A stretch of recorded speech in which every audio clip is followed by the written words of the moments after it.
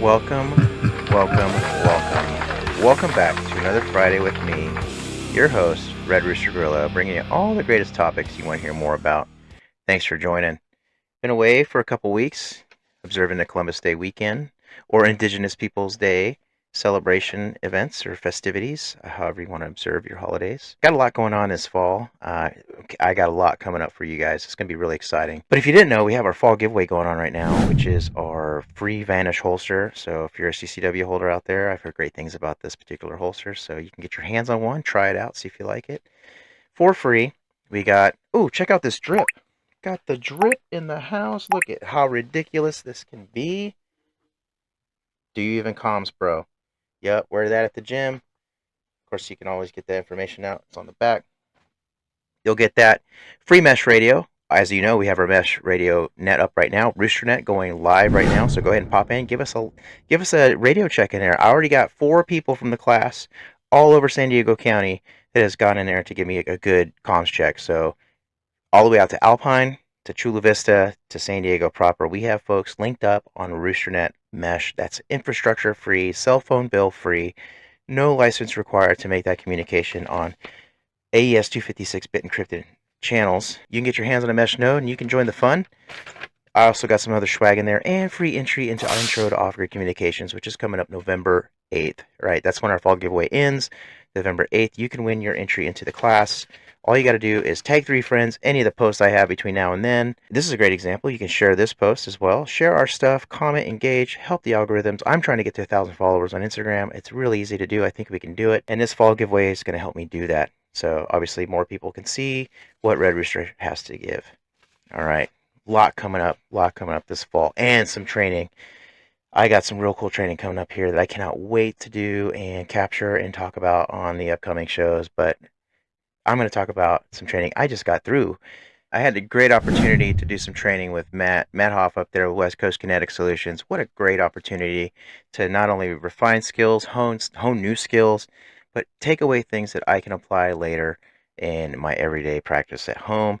If you're a CCW holder, classes like this will help sharpen your skills, give you that edge, and put you in the mindset, the proper mindset. Of course, Matt brings in 20 years of MARSOC experience that he brings to the table there, so you can pull from all that, all the pro tips and all the coaching. You can get your shooting up to a standard. You'll be in your weight class, as Matt would like to say. You can find your weight class and train to continue fighting, be more efficient with your handgun skills. And combat level 2 was all that. So like I said, he's got a great membership deal going on right now. I know it went up, right? So founding members, you got in there a good deal. Now I think it went up, but you get great classes with that. Plus 1 free class a month.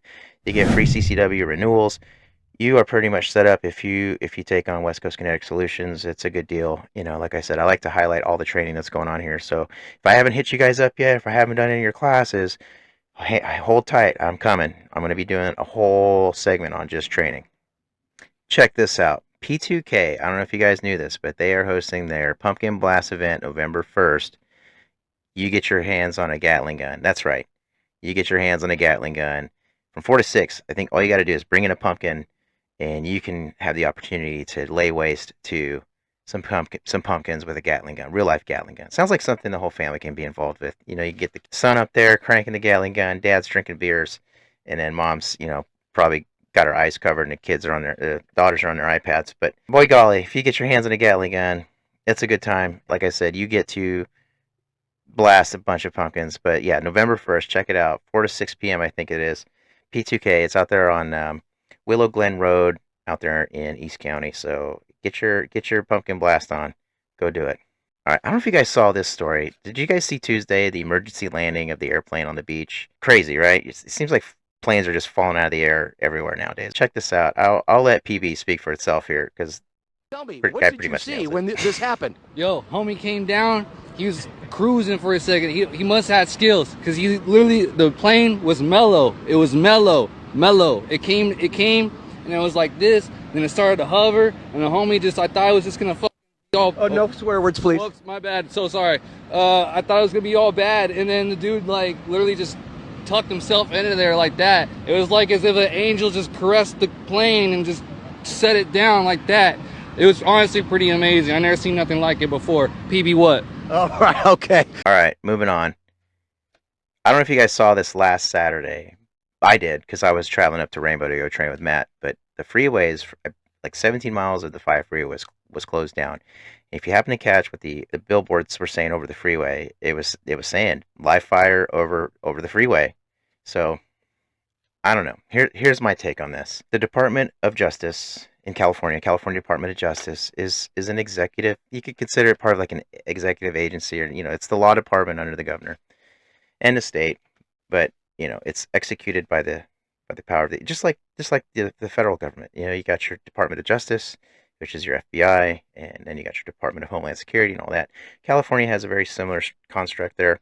Anyway, all that to say is that California Highway Patrol highlighted some shrapnel that had apparently caused damage to one of their cruisers that was controlling the freeway section of the Marine Corps' 250th birthday, which encompassed amphibious operations, possibly naval shore fire support. But in this case, the California Highway Patrol reported shrapnel in their area landing on their vehicles, causing damage. Now, I don't know, because it's a little bit of a he said, she said thing, and this is kind of where we're at in the nation right now.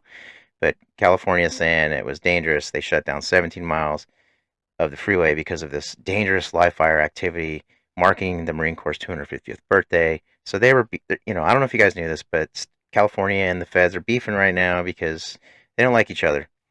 And it's evident. And like I said, national politics do have an impact here locally, because I was diverted for 17 miles. I had to take the 15 to go around just to get up north to get to where I was going.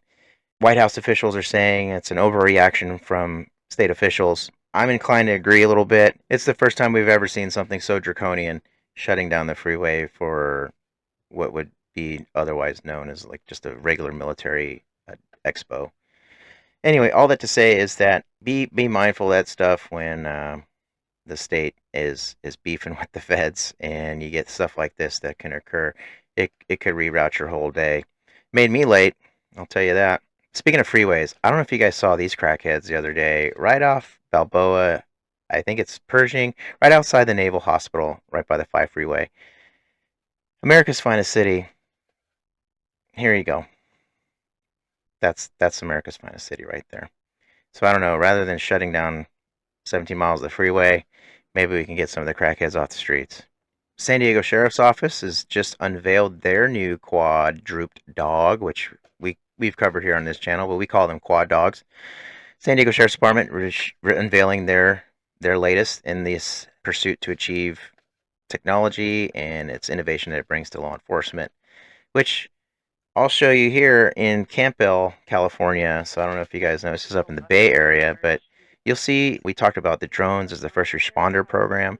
This is highlighting some of that capability here. However, I will note, and you guys pay very close attention to this video here from Campbell Police Department, it's not only drone footage. We're also seeing footage from what could very well be flock cameras or ALPRs cameras, automatic license plate readers.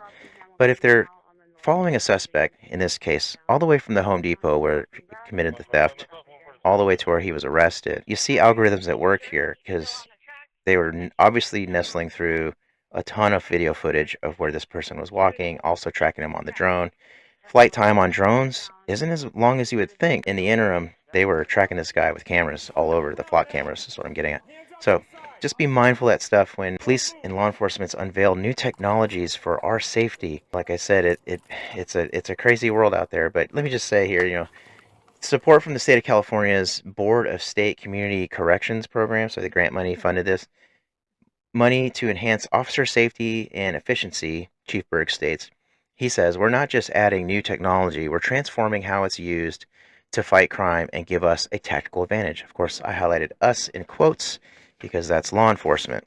I mean, just look at this guy. Like I said, they tracked him all the way from the Home Depot to where he was arrested, and they could see where he ditched his shirt, changed his clothes, everything. They got him on all these cameras here leading up to his arrest. It's a different world out there now, guys.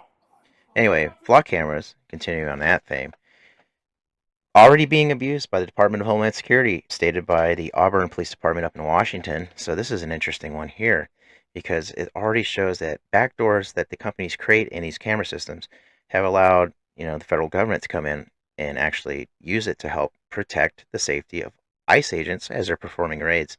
Auburn found out and shut that down. Now we're seeing what could be interference in federal investigations by local jurisdictions.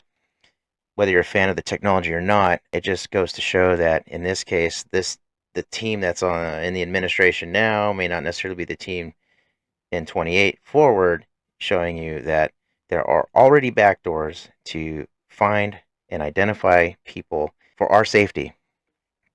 Right? The all-seeing eye. That's right. The Lord of Sauron is here and alive in the United States, right? From Lord of the Rings.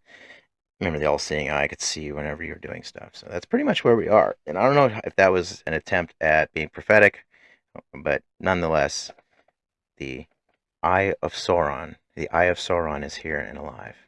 Very well.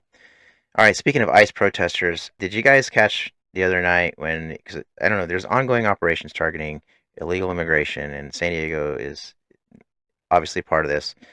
But I don't know if you guys know, there's organizations out there such as like Act Blue and some other, there's tons of them, but they've all pulled in tons of money for like app development, and what the app development is for organizing. They have these apps on the phone that can basically become like real-time community intelligence organization. So whenever there's somebody spots an ICE vehicle or an ICE agent, it like all the bells go off and everybody like goes, okay, it's time to report. Like, remember that movie Navy SEALs where they had the beeper and it was like, oh, it's time to go. It's time to go protest. You're right. We're on the clock now. So it's kind of what this is turning out to be. Anyway, in this case, they were hollering and chanting and keeping the ICE agents like up at night. Just goes to show that no matter what, the national political scene does have an impact. It does trickle down into the local communities here, because not only are the ICE agents trying to sleep, but I'm thinking of the folks across the alleyway there that are also trying to sleep. The mom and pops that got to get up and do their jobs and go to work, not get up to go professionally protest. In this case, that's what we're seeing here, to, of course, harass. These are harassing operations, by the way, for those that want to follow, like, mission development planning, operations, things like that. This would be not only harassment, but also you could fold this under like psychological operations tied into the tactics employed at Waco. If you remember correctly, the rock and roll music played very, very loud with the beams of light flashing into those windows. This is very similar to that, albeit not that scale, but this is what they're after. Keeping it short again this week, guys. Got a lot coming up, but promise, we're going to wrap things up here with the Anduril's Eagle Eye. All right, you guys saw this maybe a week ago, maybe. Anduril is a new defense company on the scene, and they are making waves because they are trying to change the future, because they got a lot of angst, they're young, and they're ready to be the next big defense contract. Eagle Eye is their attempt at augmented reality for the battlefield soldier. We've talked a lot about this in the past, and this isn't anything new, by the way. There's been several attempts for augmented reality to make their way into the battlefield. But there's several critiques about this particular one, and it pretty much falls in line with many of the critiques of augmented reality on the battlefield. Is just one we've covered, the saturation of battlefield decision making, especially if you're thinking about that 18-year-old, 19-year-old kid hopped up on Zen or White Monsters, been up for maybe a day and a half, 2 days, 3 days, things get a little interesting. Maybe you don't want them wearing these kinds of helmets, but it's saturation because there's so many modular sensors that feed the input on this. But not only that, they're like $10,000 a pop. Somewhat cost prohibitive. Critics are saying that the widespread use and adoption of these systems are, going to be very limited based on price alone. But nonetheless, there's other features that are interesting that some folks have brought up, like the thermal inversion point in the day, dusk and dawn periods, where the thermal signature of the terrain, rocks, buildings, things like that, things that heat up during the day, tend to change. The outline of thermal on top of a night vision type of like phosphorus. Some have said that the saturation of the lines tend to blend, and there's really nothing that can be distinguished with the outline despite the thermal capability. So there's a lot of critiques going on here. So I just wanted to point that out, that albeit technology is super cool and all, this puts me right into the Call of Duty. I don't know, there's beef between Call of Duty and Battlefield 6 now. I don't know which one to follow, but basically puts me into that Battlefield mindset where I have like all these heads-up display systems and sensors telling me all kinds of cool data. But at the end of the day, can these kids call in an 8-grid square? Can they call in artillery? Can they, navigate?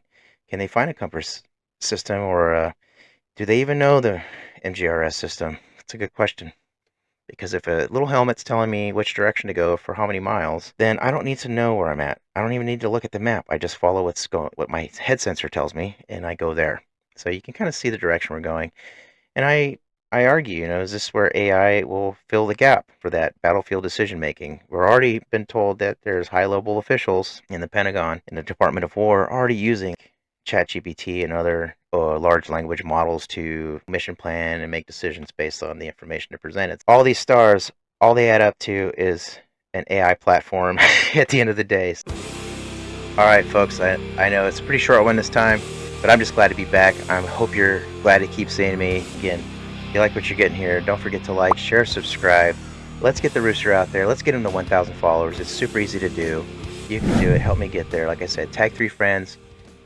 Share our content, make comments, and number one, be a follower. But at the same time, you get some cool drip. Check this drip. I'm going to show this one more time. Do you even comms, bro? At the end of the day, do you even comms? Because everyone says they got radios and they're ready to go, but do they know how to use them? Do they know what to do afterwards? Making a radio system and networks like Haven Networks and your own Mini radios, that's cool. But it's what you do with that is kind of the next half, and that's what I'm trying to do for folks, is try to give you the next steps in the direction to follow with the technology at the fingertips. So it doesn't necessarily take high-end radio equipment like that. You don't necessarily need a Silvus radio or a Harris radio, Motorola's, all these great things. They're great radios. Nobody's denying the capability that brings. However, at the end of the day, what is it you, as a prepared civilian, the resilient American, truly need to be an asset to the community? And that is where we're trying to bridge the gap. So again, if you're interested in learning more about that, we got Intro to Operating Communications coming up November 8th. That's at El Cajon at Cargo. Check it out, man. What I'm trying to do there, you guys, I mean, the feedback's been great. Understand taking classes when you can just watch stuff on YouTube. I argue that you're not going to see what I'm delivering anywhere on YouTube. I haven't. This is why I started the class. All that to say is, come check us out. Ask us questions. You walk away with your equipment. You can walk away with a Mesh Go and up and running that day. And like I said, I've already made contacts around the county on our own private rooster nets. That's well worth the price in my opinion, right there. So you already come with a disaster network for your preparedness plans right there out of the gate. All right, guys, that's really it for me. I hope you have a great rest of your day. Enjoy the weekend. Hug loved ones. Enjoy whatever it is you're going to be doing this weekend. And stay tuned. We got some really cool stuff coming up for you, man. I promise. That's it for me, guys.